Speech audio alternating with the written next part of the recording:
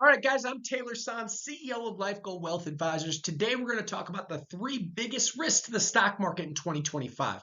Before I start, I've got 400,000 followers between Instagram and TikTok. I'm not like every other financial guru out there. I actually have a background in finance. I've got an undergrad and graduate degree in finance. I've got a CFP, Certified Financial Planner designation, a CIMA, and I spent over a decade on Wall Street. Now I run a wealth advisory firm.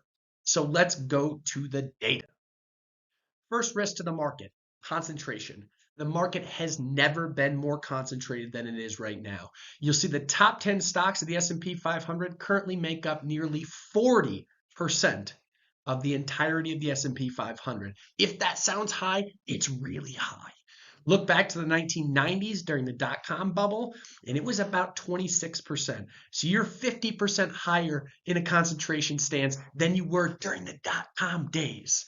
Interesting point. ETFs saw record inflows in 2024. And a lot of this comes in the way of passive or index investing. $1.1 trillion piled in to ETFs. And again, when you're index or passive investing, it's market cap weighted.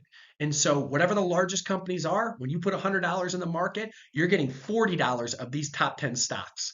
So when you look at the top 6 ETFs on planet Earth, here they are: SPY, VOO, IVV, VTI, QQQ, and VUG. The interesting thing that you must realize here, they're all the exact same. When you pop the hood on those ETFs, 9 out of the 10 names are the exact same across every one of those 6 ETFs. It will go Apple, Nvidia, Microsoft in that order, and then every one of them will own Amazon, Meta, Alphabet, Google, Tesla, Broadcom, Alphabet, or Google again. The only one that changes places here is Berkshire. So again, ETFs are the craze and people are piling money and it's getting incredibly concentrated on these names. And these names have done phenomenally well, which is why the S&P 500's done so well and why these index funds and these ETFs have done so well. But what you're also seeing is active managers, the gurus, the people that are supposed to be different and go out choosing other stocks to outperform the indices. They're not. They're piling into these names as well. So everyone is ultra focused on a few, very few number of names in the market, and it's getting more and more concentrated. And as long as the flows continue into these passive funds that buy an exorbitant amount of these individual names, times will be good. What happens if you see a switch and you see outflows out of the market? You're selling more of these companies than you are anything else. And if this isn't enough, we now got the absolute gunslingers out there also buying every one of these names with leverage.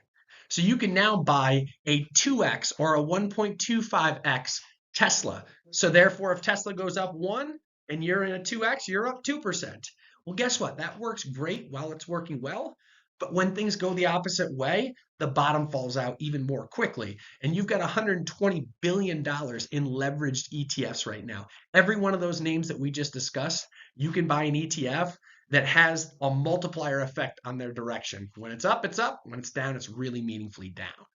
So here's an interesting point. Do fundamentals matter when it comes to index investing or what everyone's buying right now, those top 10 names? And I'm here to make the argument they do not. And I'll use the largest company on planet Earth, Apple, as my example here. So right here, you see Apple's sales looking back to looking back to 2020. And what you'll see is that September of 2022, third quarter earnings, Apple had the highest revenue or sales they have ever. And what you'll see is that that sales number has actually come down. So Apple is deemed as a growth name that is, by all nature, not growing. And normally when a growth stock stops growing, the price falls out of the bottom. But what you'll see is this peak in sales right here coincides with this star right here. And you'll see that Apple stock is actually up 75% since sales growth went negative. Does that make sense? I don't know. Now let's think about the valuations in the market that's really concentrated. So what you're looking at here is the S&P 500 and the price to earnings ratio throughout history. Price to earnings ratio, and in layman's terms, is when price to earnings ratios are high, stocks are expensive, people are jubilant, everyone wants to own stocks. When price to earnings ratios are low, there is blood in the streets, and Warren Buffett is the only one buying. Right here being a good example in the post-great financial crisis blow-up of cheap price to earnings stocks. Right now, we sit here at 21 and a half times earnings. The 30-year average is just about 17. So this is 1.41 standard deviations more expensive than stocks have been on average over the past 30 years. My mother is a statistician. What 1.4 standard deviations above means is that 91.9% of the time, stocks have been less expensive than they are right now. That's why Warren Buffett's selling, right? So does this dictate where stocks go in the future? Well, it doesn't perfectly, but let's look at some data here.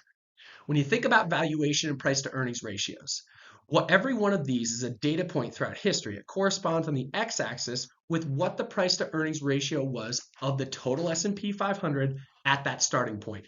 Over here, stocks are cheap. Over here, stocks are expensive.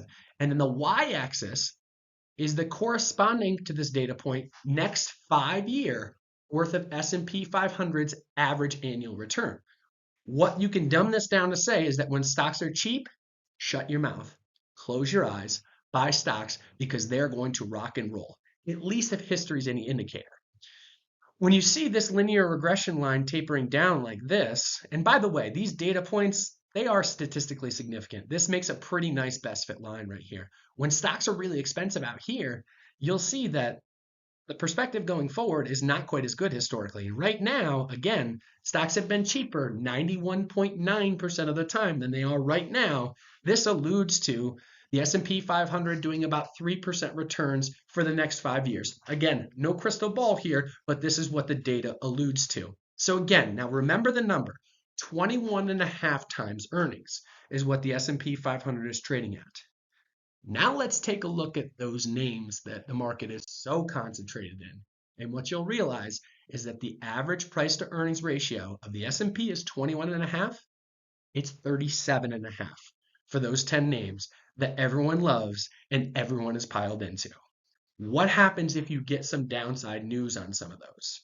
Apple's already not growing. What happens if the market starts to take fundamentals into consideration, stop just pummeling into index funds that are perpetuating these names higher and higher, regardless of what their fundamentals are?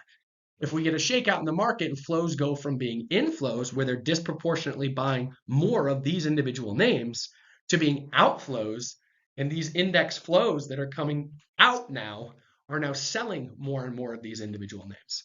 That is the risk that concentration brings to the market. That is why when you look at the top 3 risks to the stock market in 2025, 1 is concentration. Number 2 and number 3 are coming next. So hit subscribe if you found this information informative. The next video will just get better and better, and I will continue to post here so you will benefit.